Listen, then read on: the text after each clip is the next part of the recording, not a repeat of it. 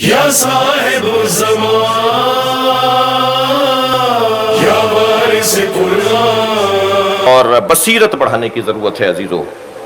بصیرت کہتے کسے ہیں؟ مجھے 2-4 منٹ دے دیجئے اس بات کو روشن کرنے کے لیے.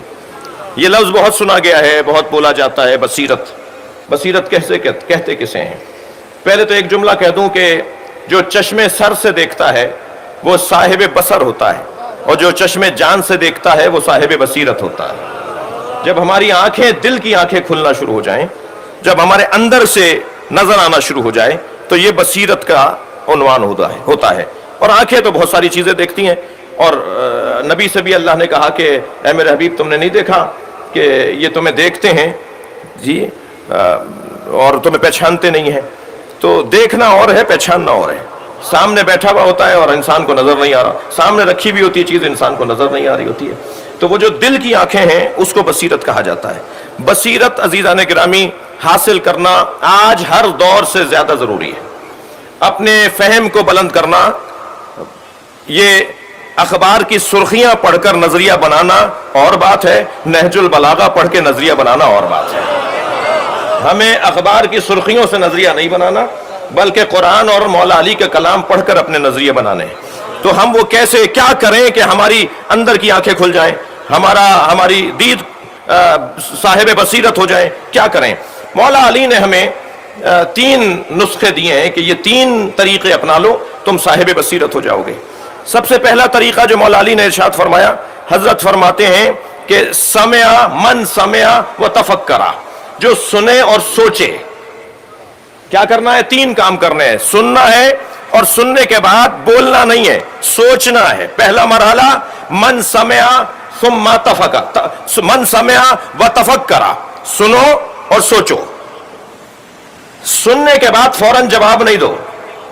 جلدی بولنے والا، عجلت سے کام لینے والا، سمجھ نہ رکھنے والا جب بولے گا غلط بولے گا. تو سننے کے بعد فکر کرنی ہے، سوچنا ہے. وَنَظَرَ وَأَبْصَرَ، اور دیکھنے کے بعد غور کرنا.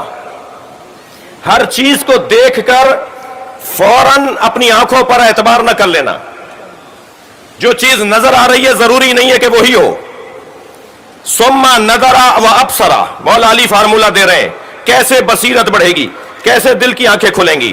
پہلے تو سنو اور پھر سوچو، پھر دیکھو اور پھر سمجھو. بہت ساری چیزیں ہوتی ہیں جو ہم دیکھ رہے ہوتے ہیں مگر وہ ہمیں کچھ اور نظر آتی ہیں، ہوتی کچھ اور ہیں، اور نظر کچھ اور آتی ہیں. ہمیں نظر کچھ اور آتی ہیں، ہوتی کچھ اور ہیں. دور سے آپ سراب کو دیکھتے ہیں، پانی نظر آتا ہے، قریب جاتے ہیں پانی نہیں ہوتا. یہ پنکھا جو گھوم رہا ہے ایسا لگ رہا ہے جیسے کوئی تھال گھوم رہا ہو، جبکہ 3 پر ہیں، تھال نہیں ہے. آگ کے انگارے کو آپ دائرے کے اندر گھمانا شروع کریں، آپ کو آگ کا ایک ویل اور پہیہ نظر آئے گا، جبکہ وہ آگ کا پہیہ نہیں ہے. تو ہم دیکھ کچھ اور رہے ہیں اور ہے کچھ اور. تو معصوم ارشاد فرما رہے ہیں کہ خبردار، دیکھنے کے بعد یہ سوچنا کہ جو دیکھ رہا ہوں وہی ہے.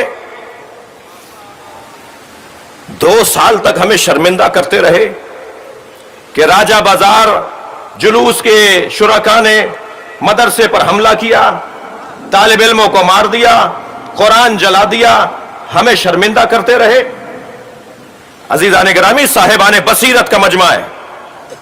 ہم خبریں پڑھ کر نظریہ نہیں بناتے.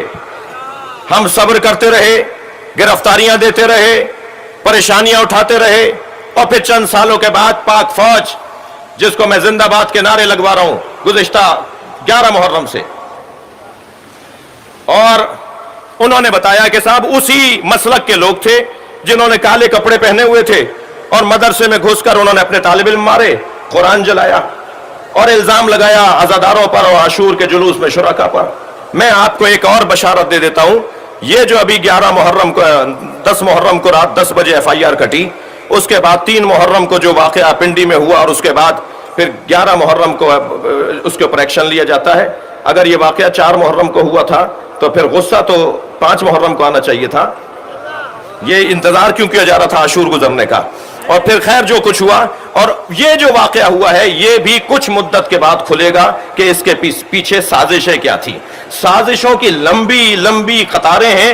اور لمبی لمبی دلیلیں ہیں. میں ان سب کو چھوڑ کر نتیجے کی طرف جاتا ہوں, اور نتیجہ یہ ہے کہ یہ منتخب اور منتصب مجمع, یہ پاکستان کا ایک بہت بڑا اجتماع جو اس وقت کراچی کے مرکزی مجلس کے اندر ہو رہا ہے, یہ سارا مجمع پورے پاکستان کے شیعوں کی طرف سے اور پورے پاکستان کے سنیوں کی طرف سے یہ کہنا چاہتا ہے کہ پاکستان کو اسرائیل تسلیم کرنے نہیں دیں گے.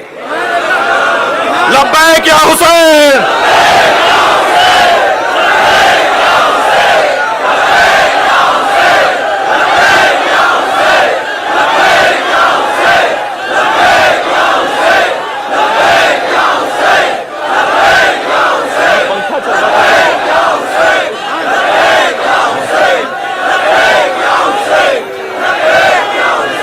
بلندتر صلوات پڑھیں گے محمد و آل محمد.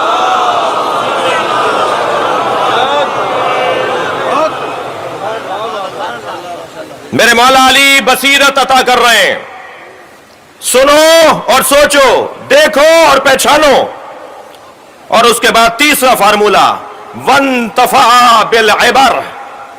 صاحب بصیرت وہ ہوتا ہے جو تاریخ سے عبرت حاصل کرتا ہے. خبردار, ہم جنگ جمل دوبارہ نہیں ہونے دیں گے. خبردار, ہم جنگ صفین دوبارہ نہیں ہونے دیں گے. خبردار, دماغ سے نکال دو, علی آج اکیلا نہیں ہے.